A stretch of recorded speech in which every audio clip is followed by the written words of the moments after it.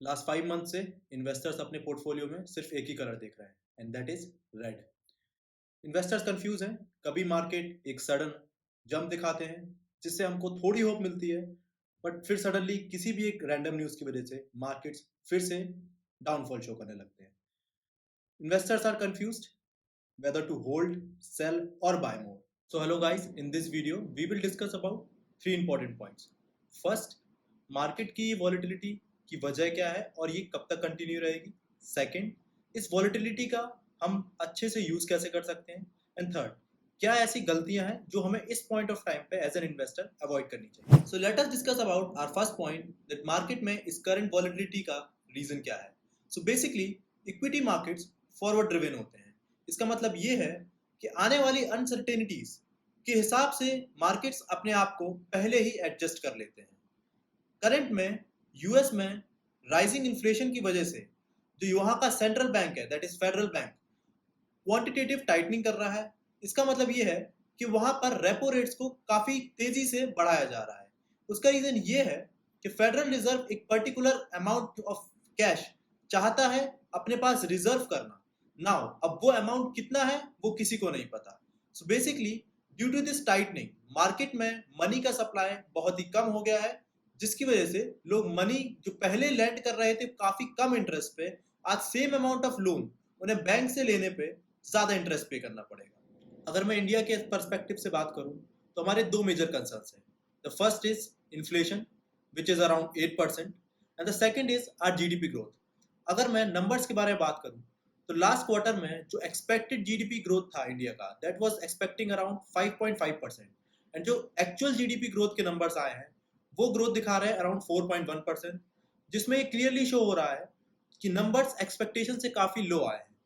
ये रीजंस हैं जो हमारे इंडियन मार्केट्स को बहुत ज्यादा कंसर्न कर रहे हैं। अगर बात करी जाए कि वॉलेटिलिटी की सिचुएशन कब तक कंटिन्यू रहेगी तो मेरे हिसाब से ये सिचुएशन नेक्स्ट 4 to 5 मंथ्स और कंटिन्यू रहने वाली है।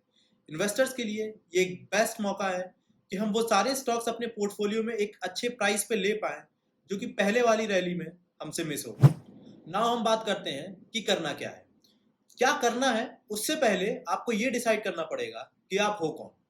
मेरे कहने का मतलब है whether you are an investor और अ ट्रेडर, बिकॉज मेरा मानना यह है कि एक गुड फिजिशियन कभी भी एक गुड डेंटिस्ट नहीं हो सकता। मेरे कहने का मतलब यह है that if you decide that आप एक इन्वेस्टर हो और मार्केट में लॉन्ग टर्म के लिए आए हो तो आपको लॉन्ग टर्म का सोच के इन शॉर्ट टर्म फ्लक्चुएशन से फर्क नहीं पड़ना चाहिए। लेट्स अज्यूम आपने डिसाइड किया कि आप एक इन्वेस्टर हैं। नाउ इतना काफी नहीं है, आपको ये डिसाइड करना पड़ेगा कि आपकी रिस्क एपेटाइट क्या है।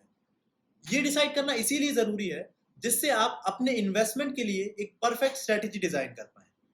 For example, if you are young और आपने इन्वेस्टिंग अभी अभी स्टार्ट की है, दैट मीन्स आपके पास मार्केट में स्पेंड करने के लिए टाइम है एंड आप थोड़ा नॉर्मल से ज्यादा रिस्क ले सकते हैं। In this case you will follow growth investing.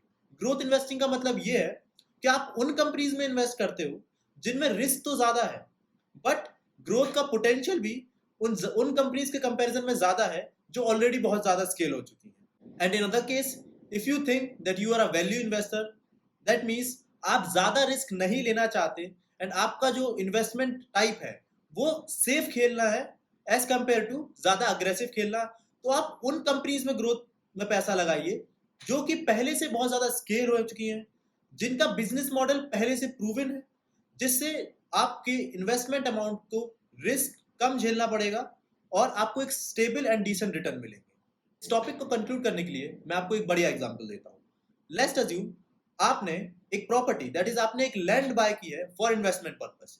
अब ये सोचिए आपके बाय करने के बाद क्या उस लैंड के जो पर्टिकुलर प्राइस है, क्या आप मार्केट में रोज उसको जाके वेरीफाई करते हो क्या किसके प्राइस बढ़े हैं, क्या उसके प्राइस कम हो गए हैं?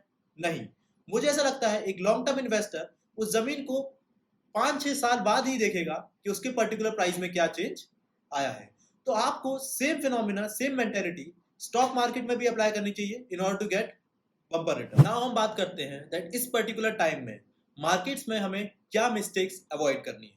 फर्स्ट मिस्टेक, आप अगर किसी भी एक पर्टिकुलर कंपनी को बहुत टाइम से ट्रैक कर रहे हो और उसमें इन्वेस्ट करना चाहते हो, so if in the current time you have the capacity to buy 10 shares of that company, तो आप उसमें पूरे 10 शेयर्स ना बाय करके उनको 2 शेयर्स की क्वांटिटी में बाय करिए, जिससे आपको एक अच्छा एवरेज प्राइस मिल पाए। तो सेकंड मिस्टेक लोग बहुत कॉमनली करते हैं, वो है एक अच्छा इन्फॉर्मेटिव वीडियो पाने के बावजूद उसको लाइक ना करना। तो यार लाइक में कंजूसी मत करना, 5 सेकंड लगेंगे, लाइक कर दो और सब्सक्राइब कर दो।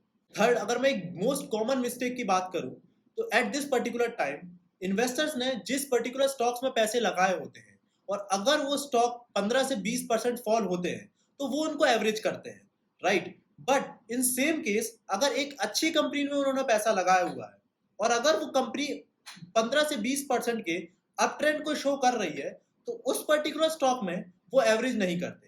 इसका रिजल्ट ये होता है कि उनकी उस कंपनी में बहुत ज्यादा एलोकेशन हो जाती है जो बड़े लॉन्ग टाइम तक परफॉर्म नहीं की है, प्लस जो कंपनी उनके पोर्टफोलियो में अच्छा परफॉर्म की है उनमें वो बहुत ही कम अमाउंट एलोकेट करते हैं, जिसकी वजह से बहुत अच्छा प्रॉफिट परसेंटेज होने के बावजूद उनका जो एक्चुअल प्रॉफिट होता है वो बहुत ही कम होता है।